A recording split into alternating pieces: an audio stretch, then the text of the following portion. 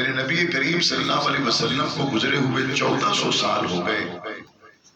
آج جو تسبیح مدینے سے آ جائے صرف ہوا لگی ہو تو لے کے آنے والا محبت سے لے کے آتا ہے، اور جس کو دیتا ہے وہ آنکھوں سے لگاتا ہے، ہونٹوں پہ لگاتا ہے، سینے سے لگا کے رکھتا ہے. کیوں؟ کہتا ہے نہ اس تسبیح نے حضور کا زمانہ پایا، نہ میں یہ کہہ کے چوم رہا ہوں کہ یہ حضور کے زمانے کی شے ہے. اس کو تو میں نے بوسا اس لیے دیا کہ محمد کے مدینے سے گزر کے آئی ہے. بھلا چائنا میں بنی ہو، پاکستان میں بنی ہو، بنگلہ دیش میں بنی ہو، لمحہ بھر کے لیے جس کو آج نسبت محمد کے مدینے سے ہو جائے، مسلمان اس کو بھی آنکھوں سے لگاتا ہے، سینے پہ رکھتا ہے، دل و جان سے زیادہ عزیز تر سمجھتا ہے. تو لوگوں سوچو تو صحیح، تسبیح مدینے کی ہوا لگ کے آ جائے تو آنکھوں سے لگتی ہے، جو گود میں مصطفیٰ کو سلا لے. ان کا اللہ نے انتخاب کیا اور نسبت ان کی حضور کے ساتھ ہے.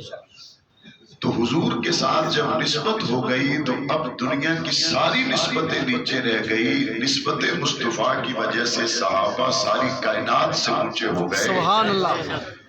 اور حضور کے اہل بیت کے لیے قرآن کہتا ہے یا نساء النبی لستن کاحد من النساء، اے نبی کی بیویوں تمہاری جیسی تو دنیا میں اور ہے ہی کوئی نہیں.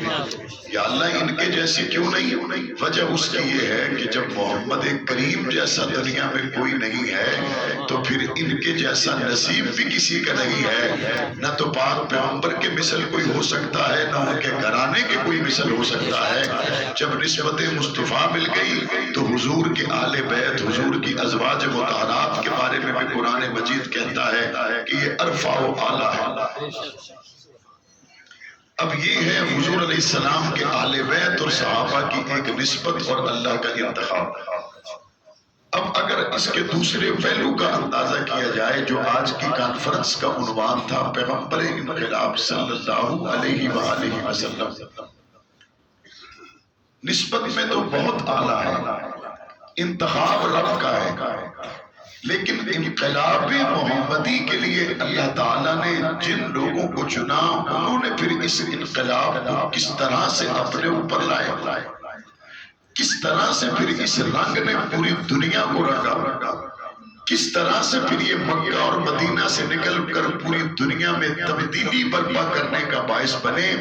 اگر آپ ان مضامین کو شروع کرنے سے پہلے حضور کا وہ فرمان سامنے رکھیں کہ میرے آقا نے فرمایا اصحابی کالنجوم فبأیہم اقتدیتم اہتدیتم، یہ میرے ساتھ رہنے والے، میری صحبت میں رہنے والے، میری درسگاہ میں رہنے والے اب یہ اتنے خوشبودار ہیں، اتنے چمکدار ہیں، اتنی عزت اور عظمت کی بلندیوں پر اور آسمان سے بھی بلند تر ہو چکے ہیں کہ اصحابی کالنجوم، میرے ساتھ میرے صحابہ کی مثال تو ستاروں کی طرح ہے، جس کی بھی ابتدا کرو گے ہدایت پا جاؤ گے.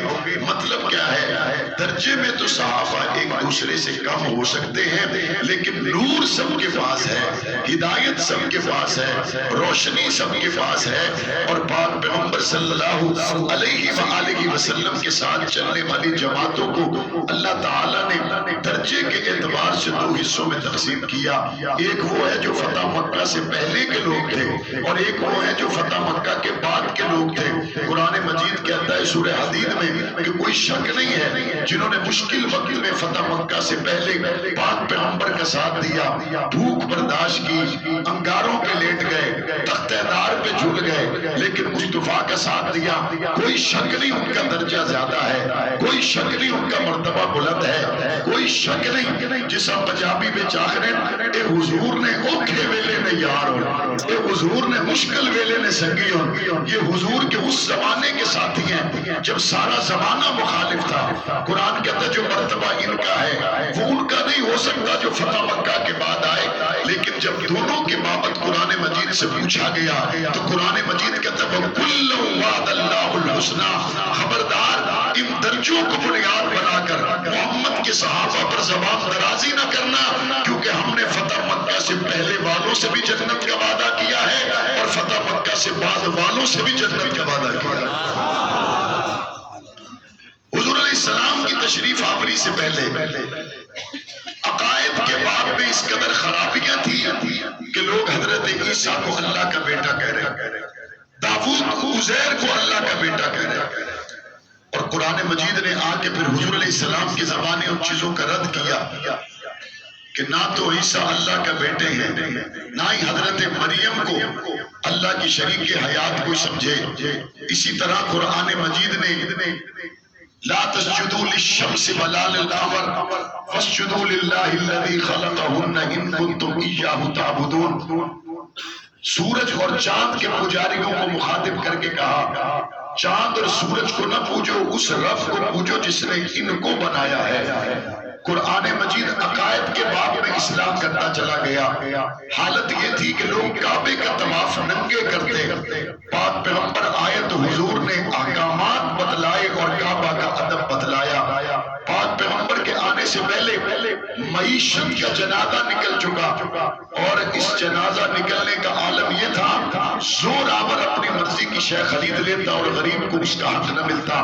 پاک پیغمبر نے آ کر تجارت کے اصول بھی دیے، اور یاد رکھیے جب بھی انقلاب کی پہلے کی صورتحال دیکھی جائے اس میں سب سے زیادہ پسنے والا طبقہ غریب ہوتا ہے، اس میں سب سے زیادہ پسنے والا طبقہ کمزور ہوتا ہے۔ مالدار اور با اختیار طبقہ اپنے ناجائز اختیارات کو استعمال نہ بھی کرے تو مالدار ہونے کی وجہ سے وہ بہت سے ظلم سے تکلیفوں سے محفوظ رہتا ہے، بڑے گھرانوں میں ہونے کی وجہ سے وہ بہت سے حوادثات سے محفوظ رہتا ہے، لیکن غریب کا حال پوچھنے والا کوئی نہیں ہوتا، محروم کا حال پوچھنے والا کوئی نہیں ہوتا۔ اور اسی طرح پاک پیغمبر کی آمد سے پہلے اگر آپ مجموعی طور پر محروم اور غرباء کی بات کریں، یہ تو بیچارے محرومیوں میں تھے ہی، مرد سے عورت کمزور ہے، جس کمزوری اور پریشانی سے حضور کی آمد سے پہلے یہ عورت گزر رہی تھی، وہ بھی ایک لمبی تاریخ ہے۔ کبھی تو پیدا ہونے والی کو زندہ درگور کر دیا جائے، فَإِذَا بُشِّرَ أَحَدُهُمْ بِالْأُنثىٰ ظَلَّ وَجْهُهُ مُسْوَدًّا وَهُوَ كَظِيمٌ، اگر بیٹی کے پیدا ہونے کی خبر مل جائے تو اس کا منہ سیاہ ہو جائے کہ میری بیٹی کیوں پیدا ہو گئی۔ اور اگر باپ مر گیا اس کے نکاح میں کئی عورتیں اولاد کہتی کہ باپ کے مال کو بھی ہم نے تقسیم کر لیا، اور باپ کے نکاح میں آنے والی عورتوں کو بھی ماں نہیں بلکہ ماں سمجھ کر تقسیم کر لیا۔ بیوہ ہو جانے والی کو جنگلوں میں چھوڑ دیا جاتا، مرنے کا انتظار کیا جاتا کہ تو منحوس ہے، اگر تو بخت والی ہوتی تو تیرا خاوند مرتا ہی کیوں۔ یہ ساری تکلیفیں اس محروم طبقے کے ساتھ، کمزور طبقے کے ساتھ، لاچار طبقے کے ساتھ جڑی ہوئی تھی۔ میرے مصطفیٰ نے آ کے اس انقلاب کے ذریعے ان کو اٹھایا، اور ایسا اٹھایا باپ کے نکاح میں آنے والی کو بیٹے مال سمجھ کر تقسیم کرتے تھے، میرے مصطفیٰ نے ایسا اٹھایا اب اس کو مال سمجھ کے تقسیم نہیں بلکہ اس کے قدموں سے جنت تلاش کی جاتی ہے۔ سبحان اللہ۔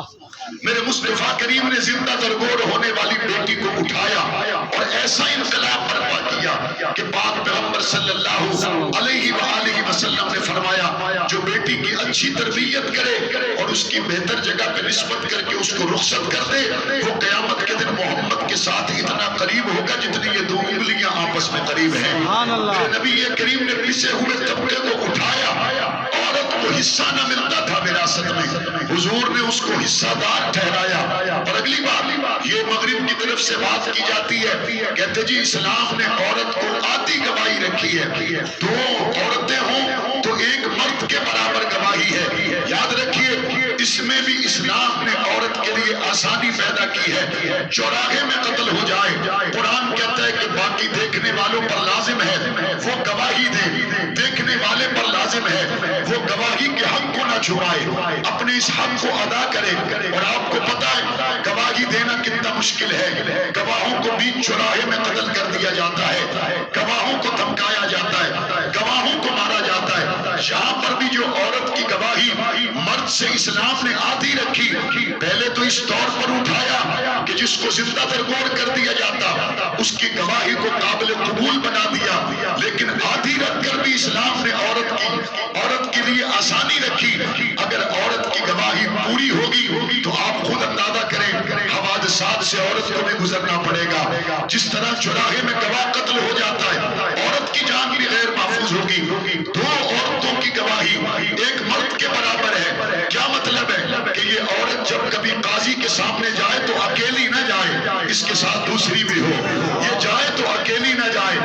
دوسری اس کی سپورٹ میں بولے، بلکہ قرآن مجید کہتا ہے اگر پہلی بھول جائے دوسری اس کو یاد دلائے، یہ تو در حقیقت رحمت ہے۔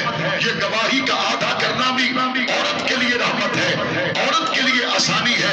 آج مغرب سے اٹھنے والی تنظیمیں کہتی ہیں عورتوں کو اسلام نے حقوق نہیں دیے، عورتوں کو اسلام نے برابری کے حقوق نہیں دیے، عورت کو اسلام نے رسپیکٹ نہیں دی۔ اسلام پر تو یہ بات کوئی کر ہی نہیں سکتا، کیونکہ عورتوں میں اول اسلام پر مال خرچ کرنے والی کو خدیجۃ الکبریٰ کہتے ہیں، عورتوں میں اول بلکہ اسلام میں اول، مصطفیٰ کے غلاموں میں اول جامع شہادت نوش کرنے والی کو حضرت سمیہ کہتے ہیں۔ اس سے آگے چلیے، پاک پیغمبر صلی اللہ علیہ وآلہ وسلم کی محبت میں اپنے چار بیٹوں کو میدان جنگ میں اتارنے والی، آج بھی حضور کی کلمہ پڑھنے والی اس عورت کا نام تازہ ہے۔ اس سے بھی آگے چلیے، پاک پیغمبر صلی اللہ علیہ وسلم نے اس عورت کو مقام دیا، عزت دی، احترام دیا، گھر کی ملکہ بنایا۔ اور اسلام کی بات کرو، آؤ ابو ہریرہ کی بات اپنی جگہ، آؤ عبداللہ بن عمر کی بات اپنی جگہ، آؤ عبداللہ ابن عباس کی بات اپنی جگہ، آؤ تمام صحابہ کی بات اپنی جگہ۔ کوئی عورت کی بات کرتے ہو، پوچھو علماء سے، علماء بتائیں گے آدھا دین سب صحابہ نے امت کو دیا اور آدھا دین تنہا عائشہ صدیقہ نے امت کو۔ سبحان اللہ، تکبیر، اللہ اکبر، جو تخت ختم نبوت، زندہ باد، شان صحابہ، زندہ باد، شان امی عائشہ صدیقہ، زندہ باد، شان امی عائشہ صدیقہ، زندہ باد، عفت امی عائشہ، زندہ باد، عفت امی عائشہ، زندہ باد، مقدس امی عائشہ، زندہ باد۔ اسلام نے تو عورت کو مقام دیا ہے، اسلام نے تو اتنا اونچا کر دیا، اتنا اونچا کر دیا، وہ بازاروں میں بک کر آنے والا غلام ابن غلام محمد کے قدموں میں آیا تو فتح مکہ کے موقع پر پاک پیغمبر نے فرمایا بلال کعبے کی چھت پہ کھڑے ہو کر اذان دو کہ دنیا کو پتہ چل جائے محمد دنیا کو نیچا کرنے کے لیے نہیں، محمد دنیا کو اونچا کرنے کے لیے۔ سبحان اللہ، سبحان حضور علیہ السلام کا جو انقلابی پیغام تھا اس کو صحابہ کرام نے لیا، اپنے اندر محفوظ کیا۔ وقت کے دامن میں گنجائش نہیں کہ میں مثالوں کے ساتھ اس موضوع کو آگے بڑھاؤں، لیکن صرف ایک بات کر کے آگے بڑھتا ہوں۔ حضور کی جو انقلابی تیار کردہ جماعت تھی، یہ وہ جماعت تھی کہ جب بیت المقدس کے باہر صحابہ کرام پہنچے، یہودیوں نے، عیسائیوں نے چال چلی، انہوں نے کہا ایک طرف پرہنہ سر لڑکیوں کو کھڑا کرو اور دوسری طرف ہیرے جواہرات اور موتیوں کے ڈھیر لگاؤ اور درمیان سے راستہ بناؤ کہ محمد کے غلام گزرے، پتہ چل جائے گا عورت کی طرف لپک جائیں گے، پتہ چل جائے گا جب خزانے کے ڈھیروں پہ ٹوٹ پڑیں گے۔ ایک طرف شاہی خزانے کا منہ کھلا ہے اور بڑی بڑی تجوریوں سے نکال کر ہیرے جواہرات رکھ دیے گئے، اور دوسری طرف حسین و جمیل پرہنہ سر خواتین کو کھڑا کر دیا گیا، درمیان سے محمد کے غلاموں کا راستہ بنایا گیا اور یہ عیسائی تماشا دیکھنے لگے۔ ابھی پتہ چل جائے گا یہ آخری نبی کے ماننے والوں کے اندر کا موسم کیا ہے، اندر کی صورتحال کیا ہے، اندر کیا چل رہا ہے، ان کے اندر کا تزکیہ کیسا ہے، ان کے اندر کی صفائی کیسی ہے، دل کی کیفیت کیا ہے۔ جب اس درمیان سے حضور کے صحابہ گزرے، ان کے دانتوں میں انگلیاں تھی اور ورطہ حیرت میں ڈوب گئے۔ وہ کیا دیکھتے ہیں؟ جو حضور کے انقلابی رنگ میں رنگے تھے، محمد کے غلام درمیان سے گزر گئے۔ نہ برہنہ سر جوان عورتوں کو کسی نے دیکھا، نہ شاہی خزانوں کو کسی نے دیکھا۔ میں اپنے وجدان سے کہتا ہوں وہ دیکھ بھی کیسے سکتے تھے جنہوں نے مصطفیٰ کا چہرہ دیکھ لیا ہو، خزانوں کی حیثیت ہی کیا تھی۔ سبحان اللہ، سبحان اللہ، تخت ختم نبوت، زندہ باد، شان صحابہ، زندہ باد، شان صحابہ، زندہ باد، مقام صحابہ، زندہ باد، حیاء صحابہ، زندہ باد، نعرہ تکبیر۔ آج لوگ کہتے ہیں بیت المقدس کے لیے کون کب جائے گا؟ یاد رکھیے وہی اس وقت جائے گا جو اسی طرح خزانوں کے درمیان سے بے پرواہ ہو کر گزرنے کی حیثیت رکھے۔ وہی جائے گا جو عمر ابن خطاب کی طرح ایک سواری پہ سوار ہو اور ٹوٹا ہوا جوتا اور پیوند لگی ہوئی قمیص اور بیت المقدس کے باہر کھڑے تھے تو چابیاں لا کے دے دی۔ آج بھی کوئی ایسا قلندر ہی اٹھے گا جس کا اعتماد تیر و تلوار پر نہیں ہوگا، اس کا اعتماد ہوگا تو رب کی رحمت پہ ہوگا، اس کا اعتماد ہوگا تو محمد کے فرمان پر ہوگا۔ آج فلسطین کے بچوں کو روتے ہوئے 40 دن کا قریب عرصہ گزر گیا، ہائے افسوس سخت افسوس۔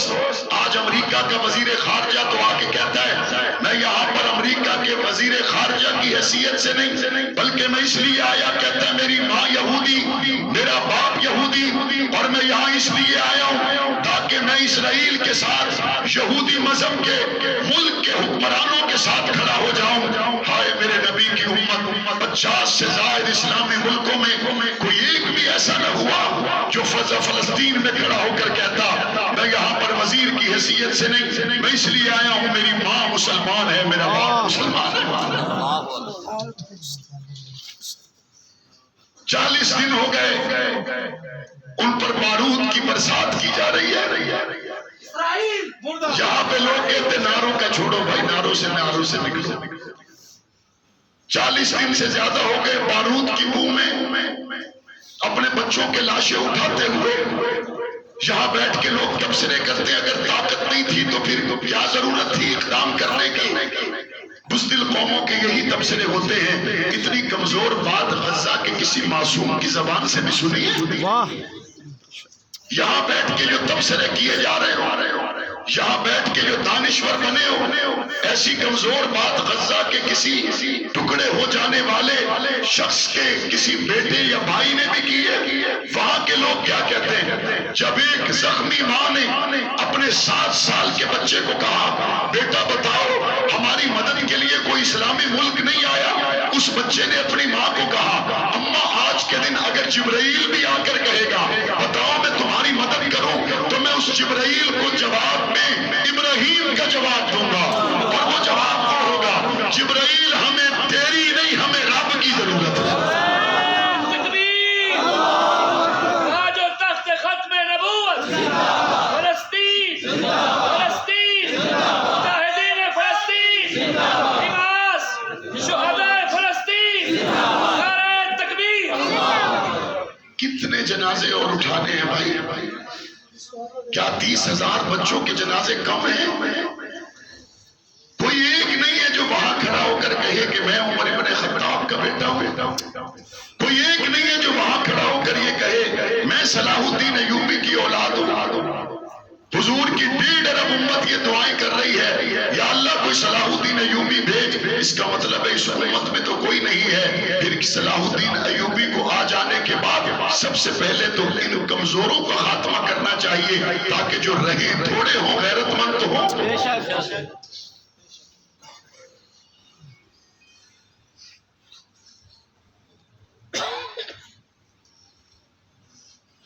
ساتھ والے مسلمانوں کے ملک کے ان کو کوئی ٹھکانہ دینے کے لیے تیار نہیں۔ ساتھ لگنے والی مسلمان ملکوں کی سرحدات ہیں، ان کو کوئی کھانا دینے کے لیے تیار نہیں۔ قرآن مجید کہتا ہے سبحان الذی اسریٰ بعبدہ لیلا من المسجد الحرام الى المسجد الاقصى الذی بارکنا حولہ۔ قرآن مجید کہتا ہے ہم نے مسجد اقصی کے ارد گرد برکت رکھی ہے۔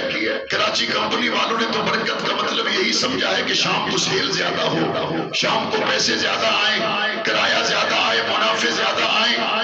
اگر یہی برکت کا مفہوم ہے تو بیت المقدس کے ارد گرد تو کوئی فیکٹریاں نہیں ہیں، کوئی میٹرو سٹور نہیں ہے، کوئی مارکیٹیں اور پلازے نہیں ہیں۔ قرآن کہتا ہے ہم نے مسجد اقصی کے ارد گرد برکت رکھی ہے، تو بتاؤ پھر برکت کا مفہوم کیا ہوگا؟ وہاں پہ تو کوئی زراعت نہیں ہے، وہاں پہ تو کوئی بڑے کارخانے نہیں ہیں۔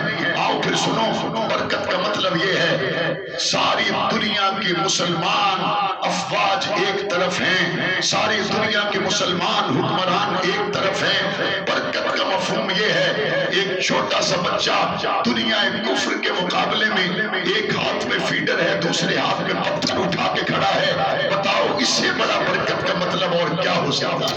اللہ اکبر، اللہ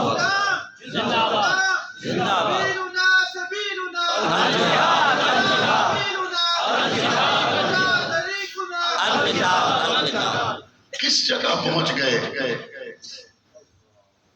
جو بات ابو بکر و عمر سے شروع ہوئی تھی، جو بات عثمان و علی سے شروع ہوئی تھی، چلتے چلتے جو بات آپ کے قریب، یہ دور کی بات نہیں ہے، 60s میں جب اسرائیل پر عرب ممالک نے متحد ہو کر حملہ کیا، اس وقت پاکستان سے معراج طیارے گئے تھے۔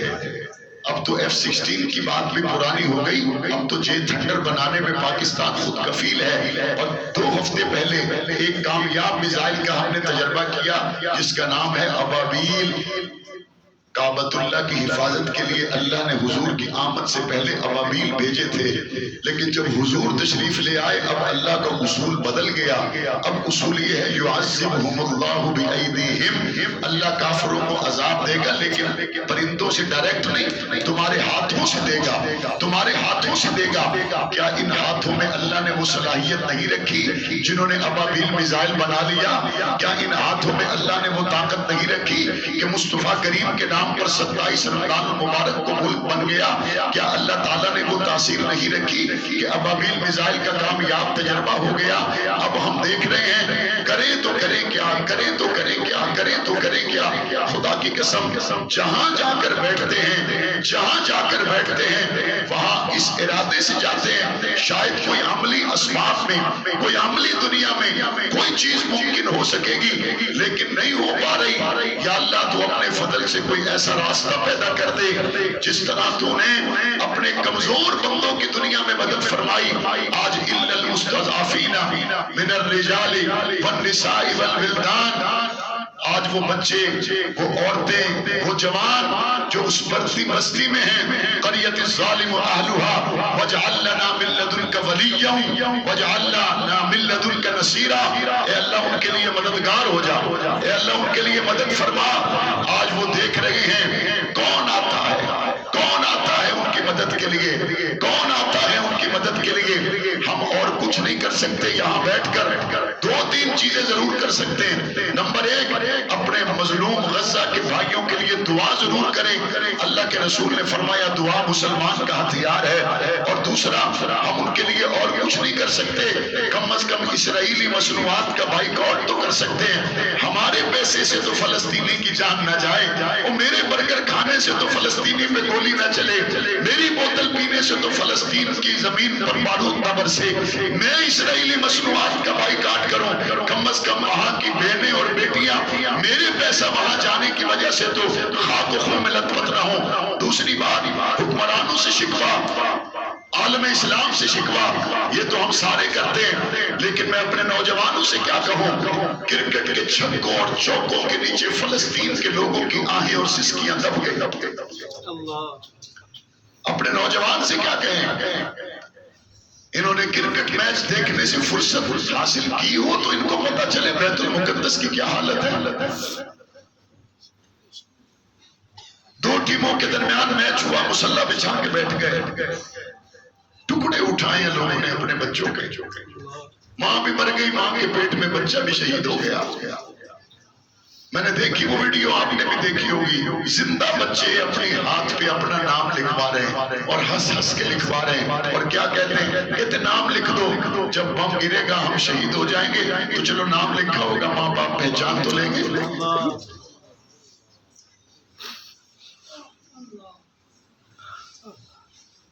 ہم سے امیدیں لگا کے بیٹھے ہوئے ہیں جن کو کرکٹ سے فرصت نہیں ہے، ہم سے امیدیں لگا لی ان بیچاروں نے جو اسرائیلی مصنوعات کا ایک لمحہ کے لیے اپنے دسترخوان سے بائیکاٹ نہیں کر سکتے۔ ہم سے امیدیں لگا کے بیٹھ گئے ہو گئے۔ کئی دفعہ میرے دل میں خیال آتا ہے کچھ نہ ہوتا کشمیر کی طرح ہمارے قریب ہوتا، پہنچ جاتے اپنی جان قربان کر دیتے، تڑپتے ہوئے لاشیں بچوں کے کون دیکھ سکتا ہے، اٹھتے ہوئے جنازے کون دیکھ سکتا ہے، مسجد اقصی پکارتی ہے، اس کی پکار پہ لبیک کہنے والا آج کوئی نہیں ہے، جہاں بیٹھو کہتے مسلمان ایجادات میں پیچھے رہ گئے، ایجادات میں پیچھے رہ گئے، اس لیے مسلمان مقابلہ نہیں کر سکے۔ تو اللہ کے بندوں کیا 7 تلواروں کے ساتھ 1000 کے مقابل میں لڑنے والے تم نہیں تھے؟ مسلمان کب ایجاد پہ اعتماد کرتا ہے؟ مسلمان کا تو ایمان ہے. کم من فیۃ قلیلہ غلبت فیۃ کثیرہ. کتنی مرتبہ اللہ تھوڑوں کو، کم تعداد والوں کو زیادہ پہ غلبہ عطا کر دیتا ہے. اور کچھ نہیں، سارے عالم اسلام کے مسئلے اپنے ہوں گے، لیکن کم از کم ترکی کو، پاکستان کو، ملیشیا کو، عرب ممالک کو اس موقع پر بیداری کا اظہار کرنا چاہیے. اور اگر ایک ملک یہ سمجھتا ہے مسلمانوں میں کہ کوئی ایک ملک بھی اگر اس وقت فلسطین کی مدد کے لیے جائے گا، اس پہ پابندیاں ہوں گی، مشکلات ہوں گی، اور وہ ان پابندیوں اور مشکلات سے نہیں نکل سکے گا، اس کے اپنے ملک میں رہنے والے مسلمانوں کی زندگی مشکل ہو جائے گی. ٹھیک ہے، اگر کسی ایک ملک کے لیے مشکل ہے، 4-5 ملک مل کر اگر کوئی قدم اٹھائیں تو ان پہ پابندیاں لگانا آسان کام نہیں ہے. کیوں نہیں ایسا ہو سکتا کہ پاکستان، ترکی، افغانستان، ملیشیا، عرب کے حکمران مل کر ایک واضح موقف ہے؟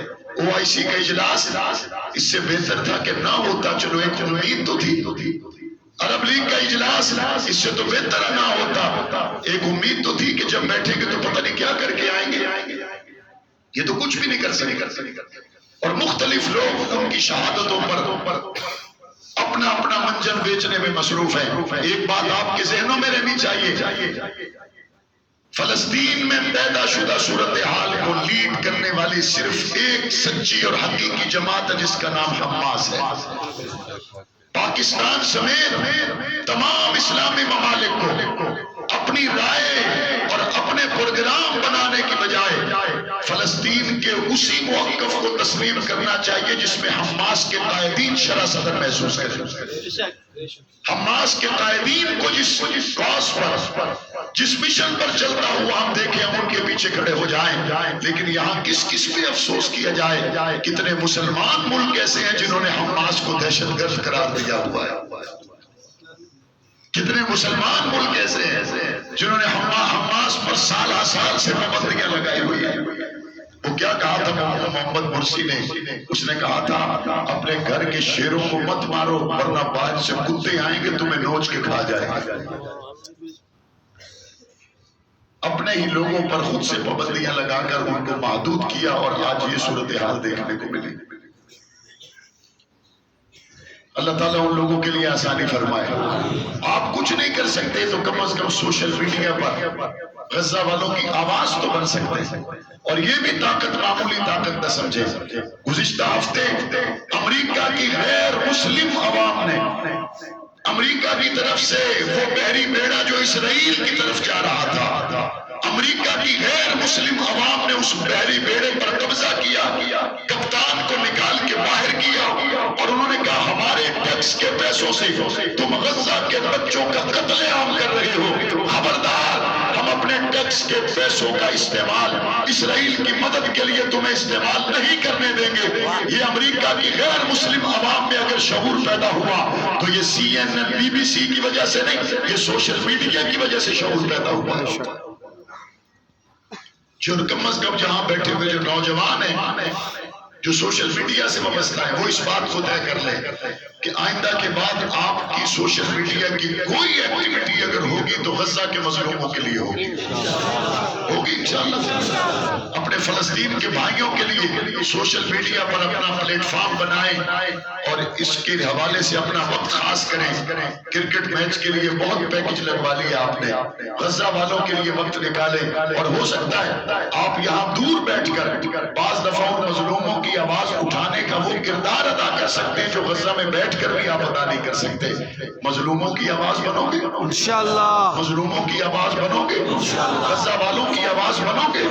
لوگ کہتے ہیں وہ کون تم کون، میں نے کہا وہ بھی محمد کے امتی، ہم بھی محمد کے امتی. فلسطینیوں سے رشتہ کیا، کشمیریوں سے رشتہ کیا، اور پاکستان کا مطلب کیا. ہم ہم فلسطین کے ساتھ ہیں، ہم مظلوموں کے ساتھ ہیں، ہم مسجد اقصیٰ کے ساتھ ہیں اور رہیں گے انشاءاللہ۔ میں آج کانفرنس میں جو شرکت کے لیے نہیں آ سکا، آج ہمارے ملک کے سپہ سالار جنرل حافظ عاصم منیر صاحب نے ایک اہم اجلاس بلایا جس میں مسلک اہل و سنت کی طرف سے مفتی تقی عثمانی صاحب، مفتی منیب الرحمان صاحب، مولانا محمد احمد لدھیانوی صاحب اور مجھے بطور خاص دعوت دی گئی تھی، اور وہاں بھی تقریباً 150 پونے 200 کے قریب بلوچستان، سندھ، کشمیر اور چاروں صوبوں سے تشریف لانے والے جو علماء کرام تھے، یہی غزہ کا دکھ بیان ہو رہا تھا، وہاں پر بھی بات ہو رہی تھی تو عالم اسلام کی بات ہو رہی تھی، وہاں پر بھی اگر بات ہوئی ہے تو یہ جو ہمارے ملک میں نوجوان نسل بے راہروی کی طرف چلی گئی، ان کو کس طرح سے راستے پر لایا جاتا ہے، یہی بات ہو رہی تھی۔ بلکہ جب کردار سازی پر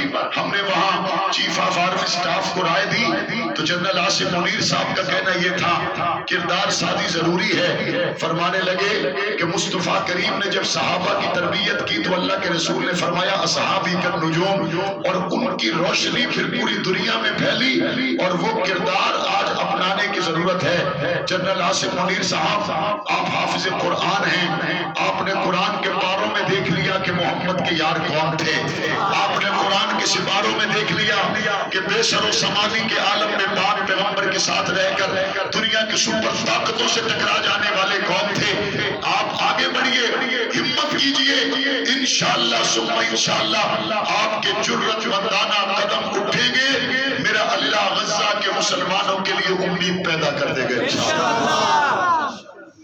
آپ سے بھی میں عرض کرنا چاہتا ہوں، بالخصوص وہ لوگ جن کا اعلانیہ دعویٰ ہے کہ ہمارا تعلق صحابہ اور اہل بیت سے ہے، بہت ضروری ہے، تلوار کبھی نہیں لڑتی، یاد رکھیں، تلوار کبھی نہیں لڑتی۔